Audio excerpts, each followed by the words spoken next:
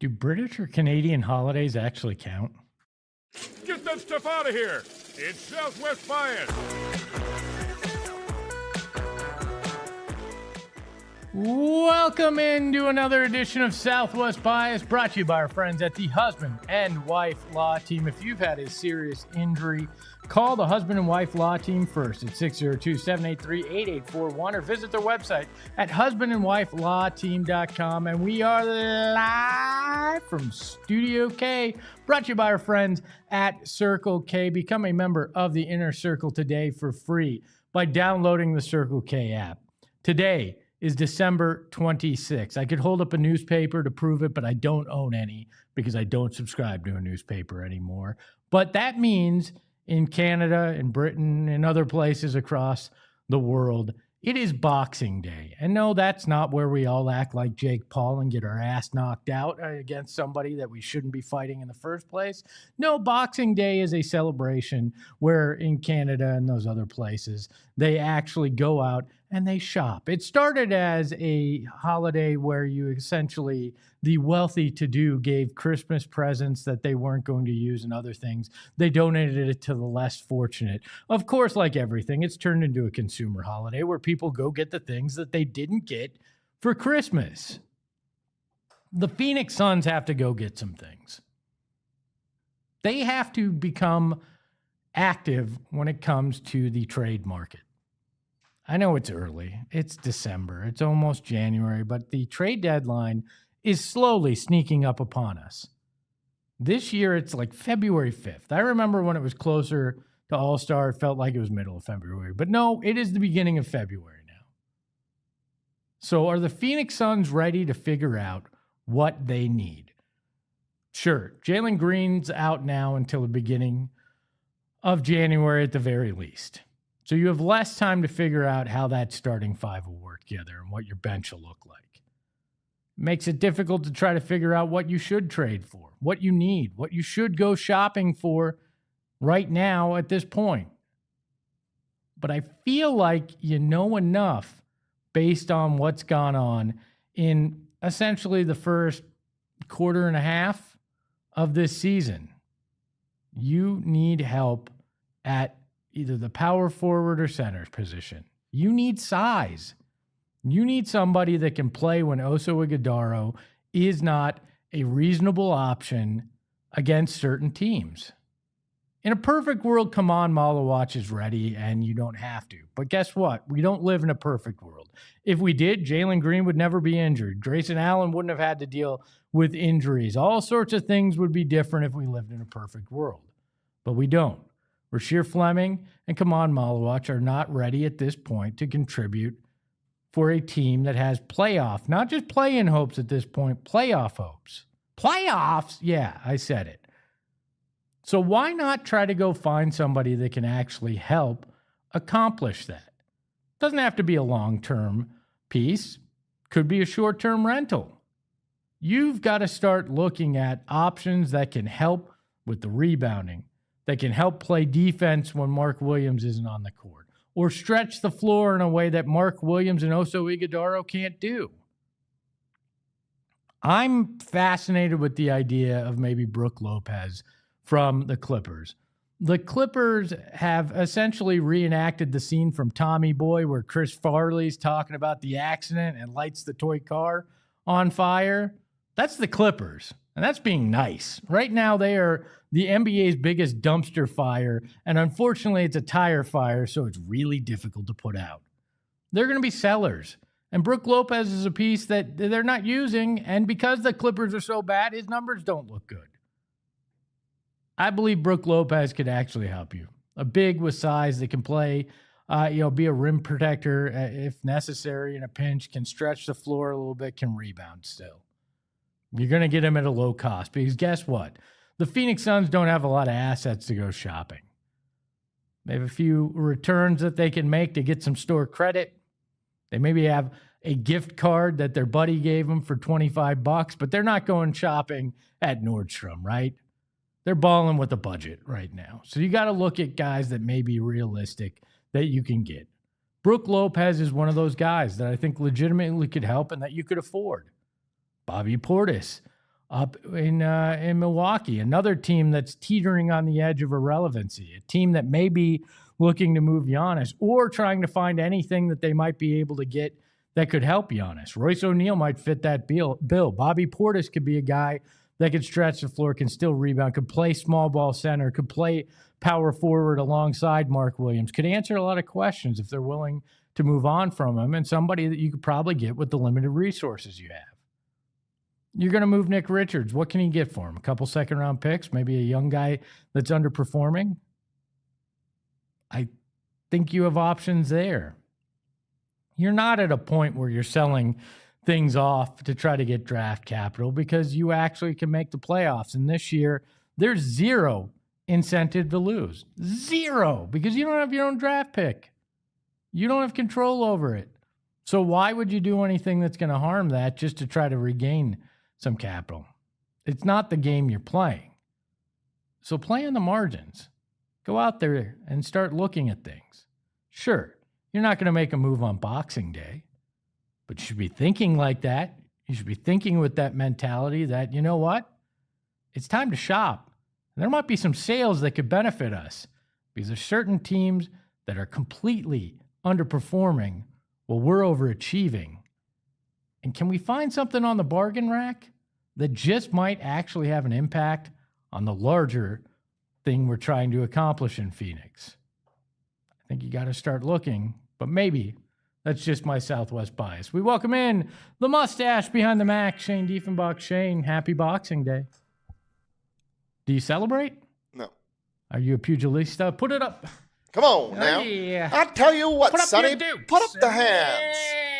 And nobody else gets that reference other than us. Is that a reference or is that Yeah, just it's a 1920s boxer. Yeah, it's not really a reference. It's just kind of a I mean, kind of an a bit. an old-timey boxer. People not getting the bit. Yeah, there's it's all those sort of things. Hey. Would you go shopping if you're the Suns? I thought you were just saying in general. I'm like, In yeah, general? I'm down. Let's go. Yeah. Yeah, I think, well, yeah, probably because at this point, this team is good enough to, as you said, like not just compete for a play-in spot, but compete for the playoffs. I'm hesitant to say a definitive yes without seeing what Jalen Green adds to this team for a long period of time. No, guess what? You're not going to have that option. Yeah, well, yeah. When is the deadline? February 5th. It's Thursday, February 5th, I believe. So make it is. Make a deal at the deadline. It'll be 6 right around weeks that away. time. Well, I mean, you're going to have maybe, if you're lucky, 3 weeks of Jalen Green. Yeah, that's enough of a sample size. You think? Okay. I think so. I don't know. I mean, yes, there's obvious holes, but they're not detrimental holes yet. You don't think backup center is a detrimental hole right now? I don't think it's forcing you to or it's keeping you from winning games. I don't know that I necessarily agree. In your one Mark Williams extended period of time. Yeah, for sure, 100%. But there's always risk for injury. There's always True. risk for other things. So Very true. I mean, that's the case with. go get a backup with any Devin Booker team. if you're worried about that. Well, I mean, I have one. Can I say His something? name's Grayson Allen. Yeah, true. Can I say something completely off? Yes, I guess of course. It's not really. This is half your. This is a Yeah. third. This is a small portion I of your think program. I like the book twos now. Really? Yeah. I got to get my hands on them. After seeing the second colorway that I saw, the ones that he wore, The purple over and the white weekend, ones. yeah. Oh my god, I like them. Once you hide the little weird fake Adidas stripes, and like Yeah. they are like the same color as the mesh, I think it looks really good. They go on sale January 2nd. And don't tell my wife. I don't believe she's watching today because this is a weird schedule this week. But I think I'm going to buy them because I need to see if they're comfortable. Do they retail at the same price? Do we know? I believe they're 140. Oof. which I'm going to sell a kidney or return every Christmas gift I got yesterday to be able to afford them. But I'm very tempted to purchase them to see if they're as comfortable as the book ones. If they're not, I'm completely out, and I am in the market for dead stock on the book ones if anybody has size 13. How many pairs do you have of those? I cannot count for fear that I will get in trouble. It's probably 6. Oh my God. I had a pair painted here with the PHNX logo by our friend Kicks by Kenna, so I'm down one that I can wear. They are fantastic shoes. They're comfortable. Yeah. I hate sneakers. We've been through this on this program. Sneakers and socks I hate, but was shamed into wearing them here. And it's the only sneaker I'll wear. It's comfortable. I've got a great pair of Converse at home that I refuse to wear because they're not comfortable. And book ones are comfortable. It's the only shoe I'll wear. I even hate my Hey Dudes that I wear from time to time. They're not comfortable. They're easy to get on and off, but they're not comfortable. This is not a commercial for book ones. They're just the shoe I prefer. And if the book twos aren't like that, I'm going to be upset. Shane, I got to put you on the spot here. Yeah. You ready? Yep. You ready? Uh-huh. You sure? No. Okay. What was your favorite Christmas gift you got? I got a sign that says, easily distracted by trains. I like it. Yeah. What about you? I wound up getting a large cash sum from my parents. No, you Yeah. Huge, No, you didn't. massive cash sum from my parents. Did you kill them? No, they just they gave me an Amazon gift card. So I thought it was amazing. That was your favorite gift? You're shallow as hell. Well, I know my dad's probably watching, so I got to give him a hard time. Here, Chat, what was your favorite gift? I thought it was amazing what your girlfriend got you. I thought that was unbelievable. What'd she give me? So you know what she got you. No, I know. It was unbelievable. She didn't give me anything. Oh, that's not true. What'd she give me then, Espo? I'm not saying. Espo, tell me. I'm not saying. What did she give me, Espo? It was too personal and Tell me. special for me to say. Tell me, Espo. I'm not telling you. I'm not saying it. I'm not saying it. All right. That's just not. I shouldn't have brought it up. It's not fair. I shouldn't have brought it up. On the other side of the break, something else I shouldn't bring up is nicknames when it comes to NBA players and how they're actually documented. That's coming up right after this break. Got to tell you about my friends at the Husband and Wife Law Team. If you've had a serious injury because of an accident, you need to have the right lawyer. If you don't, you're going to wind up not only paying the price literally, but you're going to take a toll mentally as well. I've been there. I didn't do my research, and it was a terrible experience. But with Mark and Alexis Breyer and the Husband and Wife Law Team, you are not going to find yourself in that situation because they care about your outcome. They want you to wind up having a better outcome than their bottom line, and that's important. You want to talk to your lawyer, they're going to make sure you do that. You go to trial, they are trial lawyers that are experienced when it comes to serious injury and accidents. In fact, they're certified in it. So you've got to work with people that actually know what they're doing. So if you've had a serious injury, call the Husband and Wife Law Team first at 602-783-8841 or visit their website at the link in our show notes and tell them PHNX sent you. Mountain America Credit Union. You got to put your money somewhere. So why not put it somewhere that money does work for you? With a My Style checking account, you are going to get unbelievable perks just simply for having a checking account with Mountain America.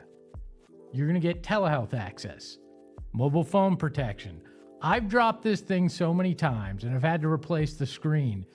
It would have been great to have mobile phone protection, plus discounts on travel and restaurants and loan rate discounts as well. In a world where every dollar and every cent matters, loan rate discounts are huge right now, especially if you're trying to start a business, buy a new home, whatever you're trying to do, they can help you. So visit macu.com/mystyle to apply. Insured by NCUA. Membership required based on eligibility. Some benefits require a no-cost registration activation. Terms and conditions and restrictions apply. Excited to welcome in Tim Cato, our NBA writer for All City. Tim, how are you, my friend? I'm doing fantastic. Just caught the second of the Suns-Warriors games, which I believe over in these parts is the better of the two Suns-Warriors games. It's a fun one. They both seem fun. Yeah, I mean, I prefer the win to the loss, but that's just me because, as the show says, I'm biased. So that's the way away we roll with it. You had a fascinating article that showed up on gophnx.com recently about nicknames when it comes to Basketball Reference. This is something I've always wondered about, and nobody has ever done the work to get to the bottom of it. Talk a little bit about. I just did that cliche question, but talk a little bit about how you how they come up with the nicknames and the whole process that you uncovered.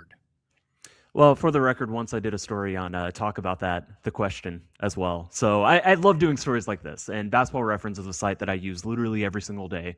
I'm sure pretty much everybody at our company, a lot of people listening right now, are frequent Basketball Reference users. And when you get to Basketball Reference, you are greeted just one slot below the player's name. You get the nickname. And sometimes, you go way down the roster. There's not going to be a lot of them, but they have an impressive encyclopedia of these nicknames. And I've always been curious, what basically is the criteria for them to get added?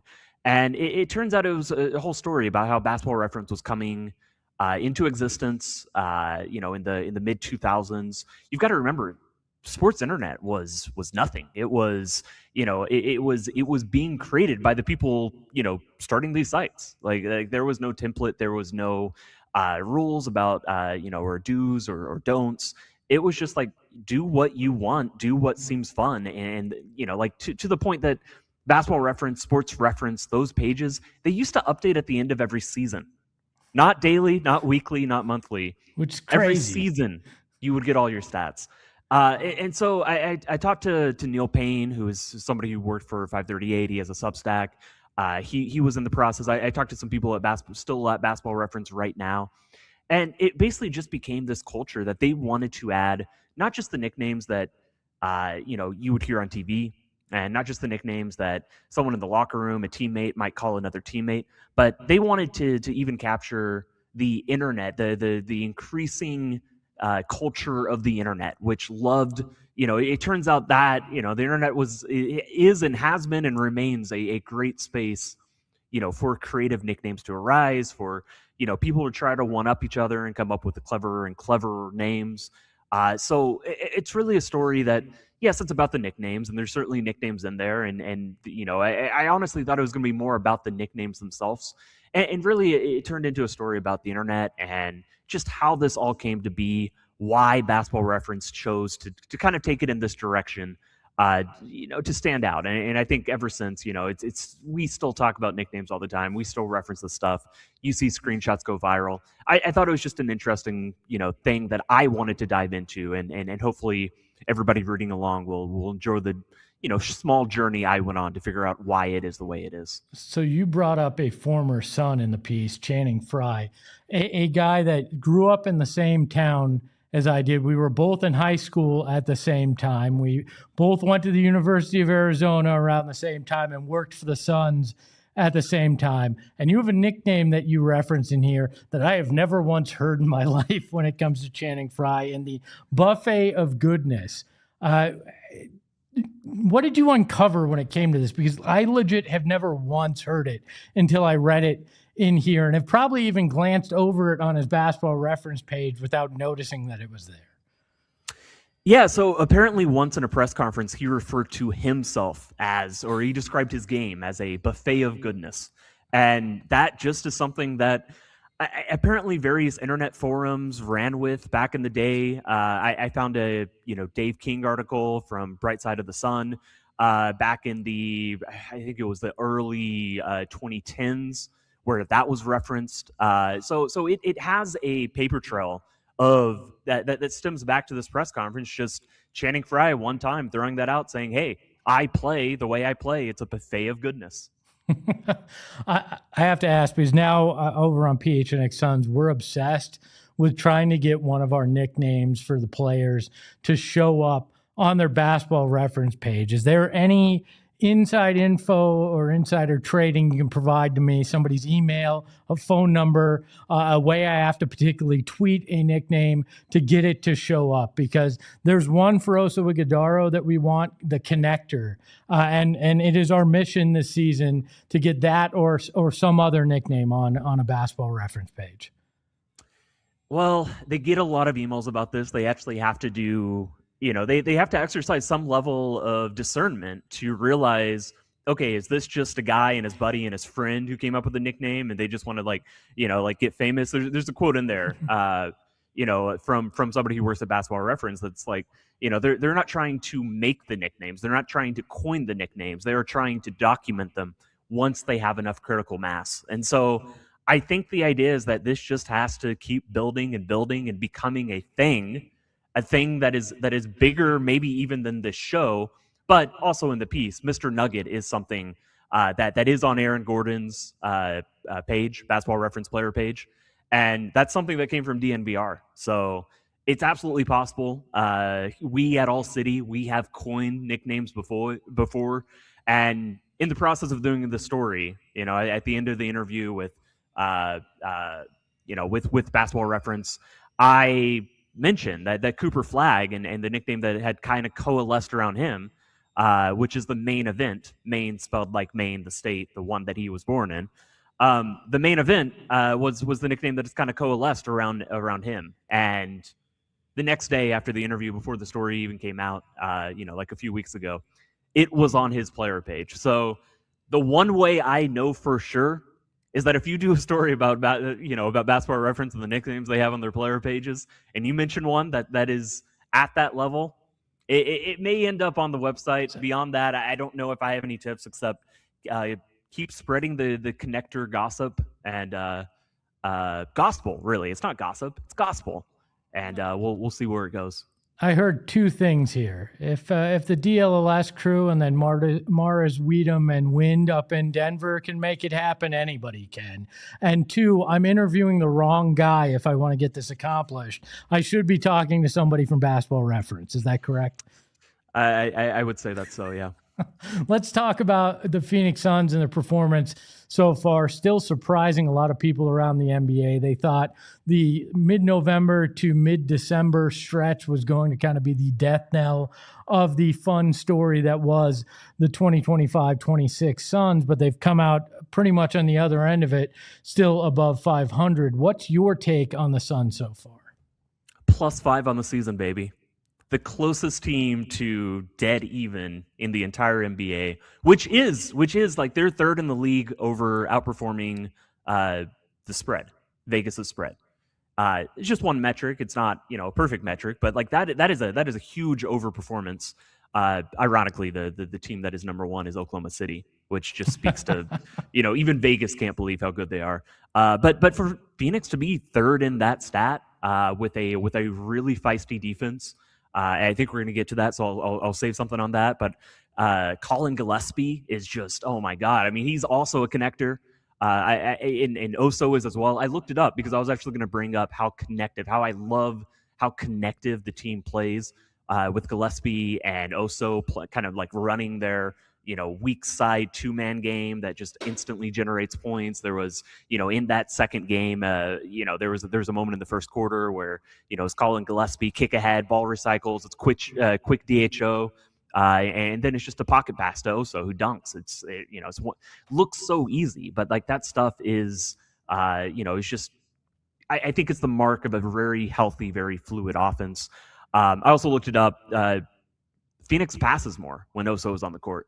It's negligible. It's about 12 passes more per game, but I think that stands out, and I think that speaks to what just the way that Oso plays and operates. Yeah, I mean, you almost have to pass more since he has a limited shooting ability, but he certainly has found ways to optimize that. He's a guy that can only play against certain lineups, and I think those Golden State lineups, that's the kind of team where he can shine against. He still has those moments where he's kind of lapses when it comes to it, but I think that is to be expected for a second-year player as well. But anything else catch your eye with this team in terms of this hot start, and anything in particular that you think might be able to help them continue it as we move into the 2026 calendar year?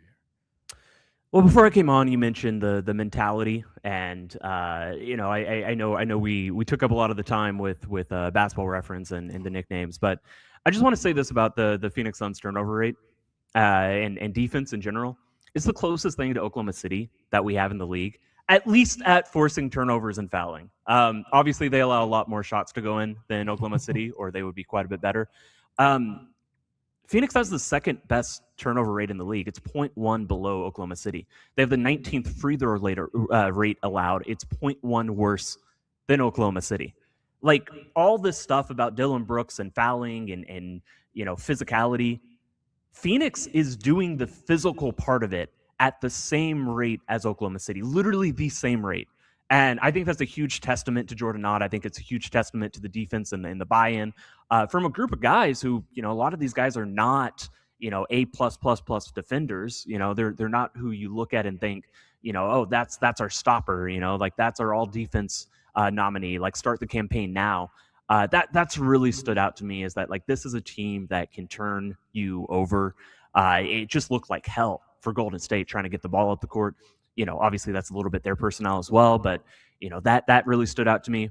And last week I also had a story, a trend story, and I just looked into, okay, what is actually affecting winning? Like, what actually matters in terms of winning percentage and the stats that you tally? I went to 4 factors, which lays out how many shots you make, offensive rebounding rate, turnover rate, and free throw rate. And it does it for both teams. And making shots and preventing other teams from making shots, those were the ones that most correlated to winning. The stat after that, opponent turnover rate.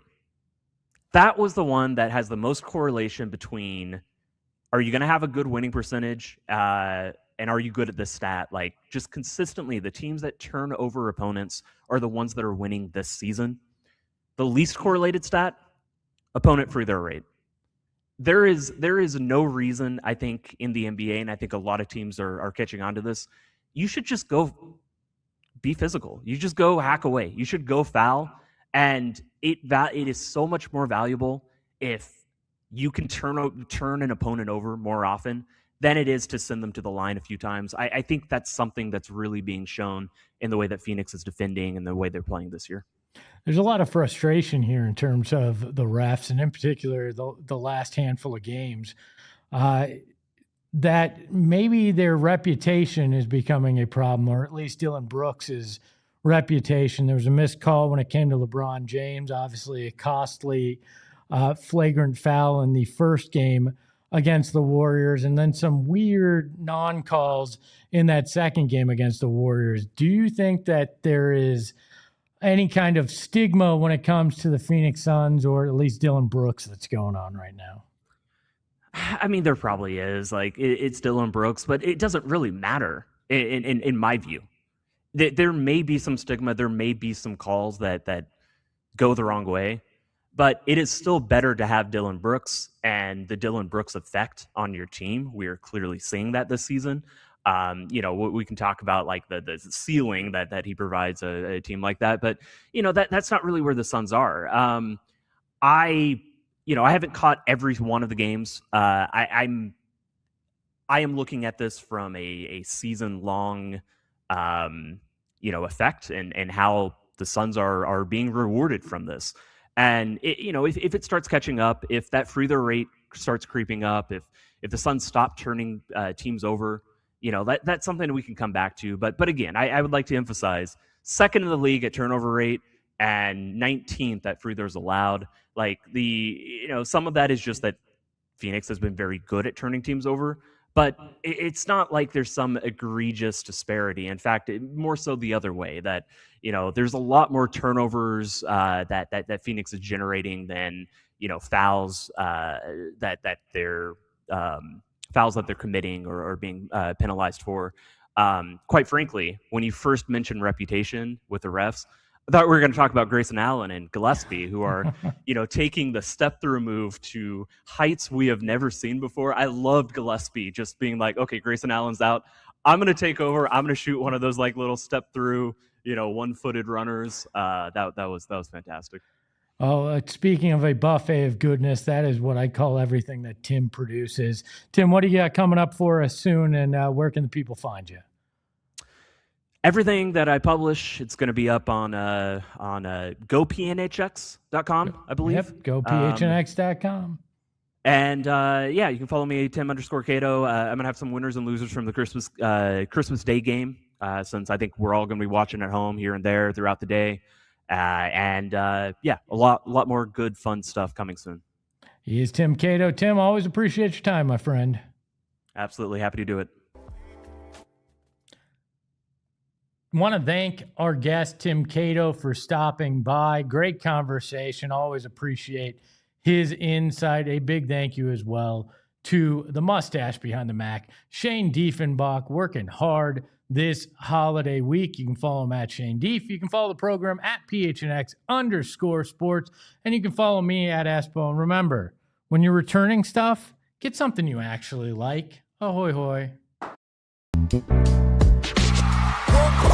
We all silly like the mayor.